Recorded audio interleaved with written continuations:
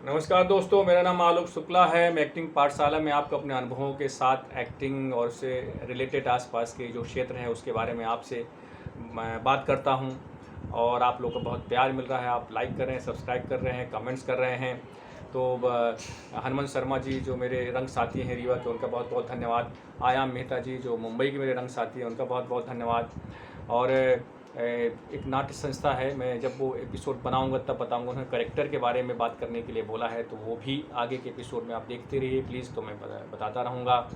सलीम द्विवेदी हैं और बहुत सारे लोग जो हैं लगातार कमेंट्स कर रहे हैं, उनके लिए बहुत बहुत धन्यवाद। आज मेरी थोड़ी तबीयत नासाज है, लेकिन हफ्ते भर से बनाया नहीं था, तो संजय परिहार जी आ गए कि बनाना है, तो मैंने सो मस्ट गो ऑन, तो बनाते हैं। तो सुबह से थोड़ा सा लूज मोशन और फीवर है, और मेरी जो नर्व्स की बीमारी है जीबीएस, उसमें ये जो थोड़ा और हो जाता है तो बहुत तकलीफ देह हो जाता है, लेकिन बनाना है तो बनाना है। तो अब पिछले एपिसोड का थोड़ा मैं सार बता दूं और आगे बढ़ूं, उसके आगे अब देखते हैं कहाँ किस दिशा में मैं कितना बता पाता हूं। तो सो मच गो ऑन से एक किस्सा याद आया कि जब राज दरबार महेंद्र प्रताप सिंह जी के डायरेक्शन में 1999 से 2003 तक संभवतः किया, काफ़ी सारे सोच किए। सागर सरदी साहब का राज दरबार नाटक था, किसान का लीड कैरेक्टर था। उस समय मेरे हाथ जो है थोड़ा सा वो फ्रैक्चर जैसे हो गया था। फिर छत्तीसगढ़ में मैं कैंपेन कर रहा था गेलमेट का, इंटरनेशनल कंपनी का, सीएसआर के थ्रू। वो क्या है मैं आपको बताऊंगा। तो उसमें लगभग 140 गांव घूमा। उसी दौरान बीच में ही बस्तर से जब आ रहे थे तो पता चला कि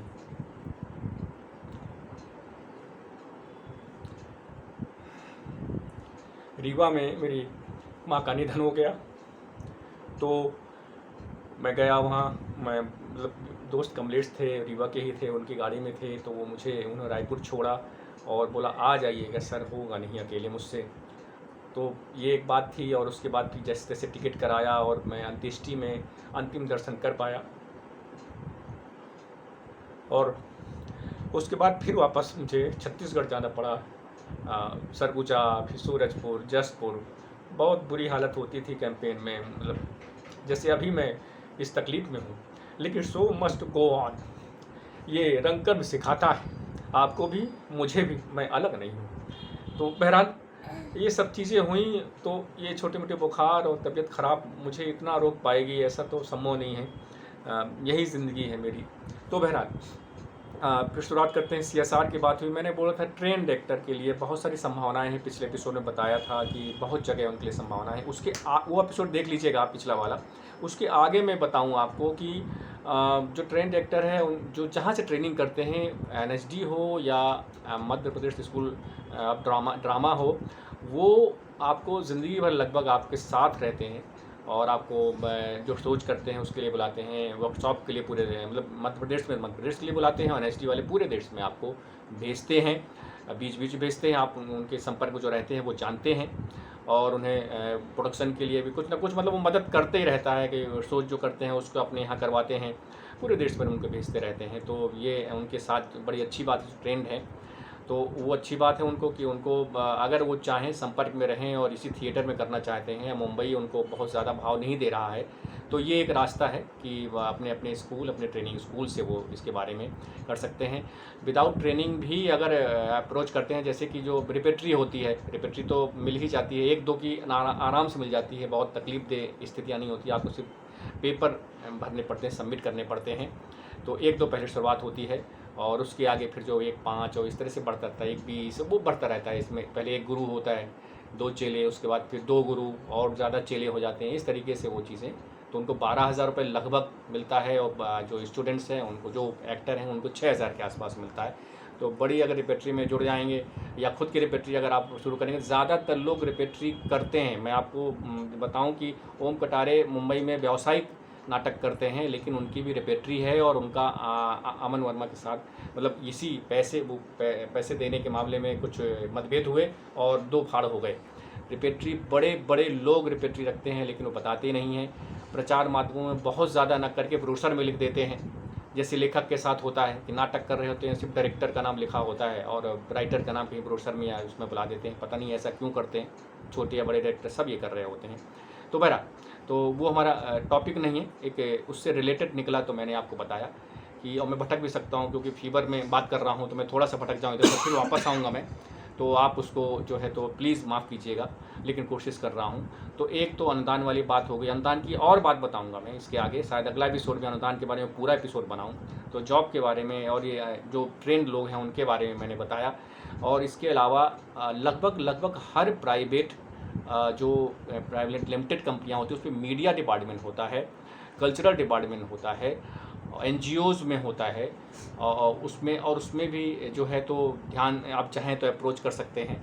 आसान कुछ भी नहीं है दोस्त, और आसान रास्ता चुना भी नहीं है, तो उस पर थोड़ी तो पेपरबाजी और थोड़ी समस्याएं आएंगी, लेकिन करते रहेंगे तो आपका हो जाएगा। ऐसी ही CSR कॉर्पोरेट सोशल रिस्पॉन्सिबिलिटी, वहाँ भी अप्रोच कर सकते हैं। लगभग हर कंपनी में ये होते ही होता है, वो मीडिया से ही जुड़ा रहता है, कल्चरल डिपार्टमेंट से जुड़ा रहता है, उनको टैक्स रिबेट के लिए सब करना पड़ता है।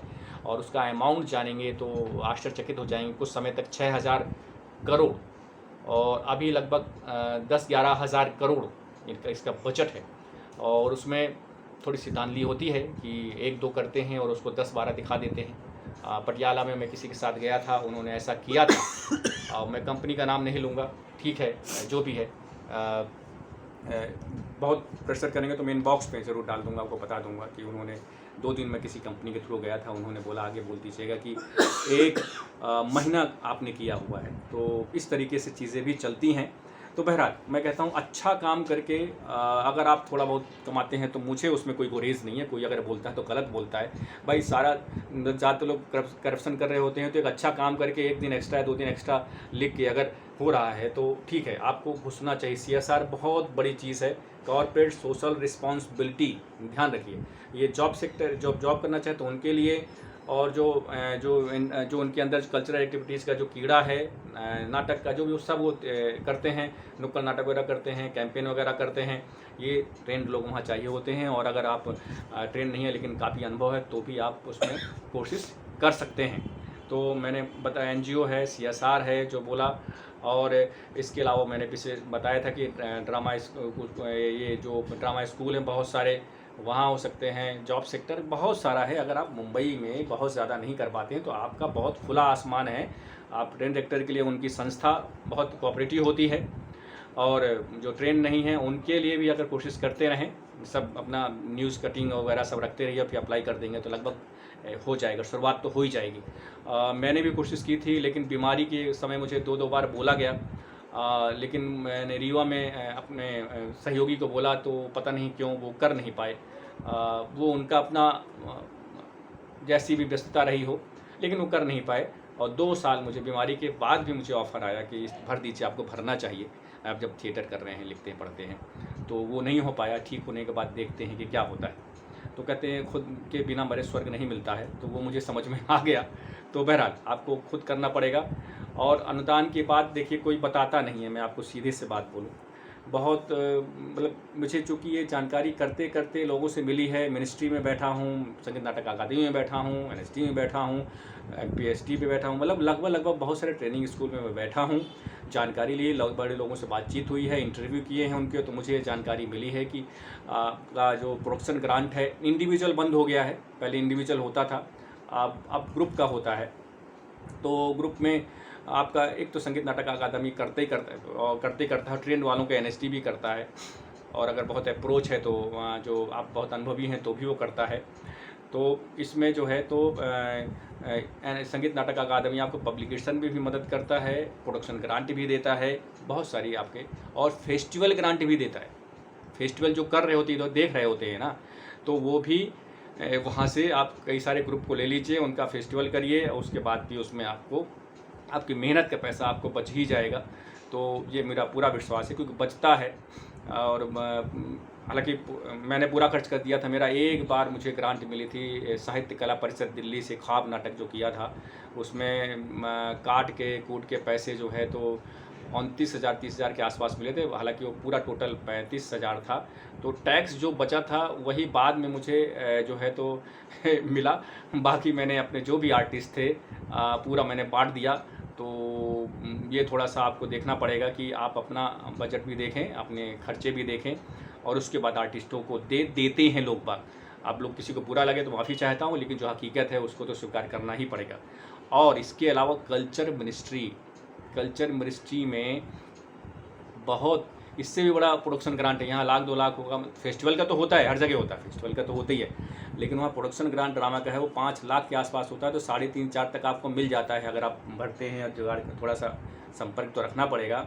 और यहाँ तक कि आप चाहें तो अपने कार्यालय के लिए भी ग्रांट ले सकते हैं बनाने के लिए। यूँ ही नहीं लोग बनाते हैं, ये सब झूठा आवरण लोग करे रहते हैं।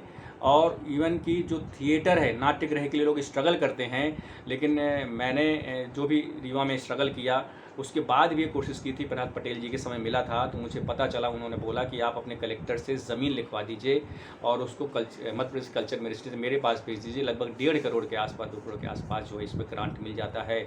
यानी कि जो लोग जो रोते रहते हैं थिएटर के लिए, वो गलत रोते हैं। वो ये प्रयास करें तो इनके हर डिस्ट्रिक्ट में ये प्लान हो सकता है, हर डिस्ट्रिक्ट में ये थिएटर बन सकता है। और जो रेपेटरी वाली हैं और बाकी जो संस्था हैं वो अपने कार्यालय के लिए भी ले सकती हैं। यानी कि इतना बड़ा खुला हुआ जो है और लोग बागो करते हैं, बताते नहीं हैं।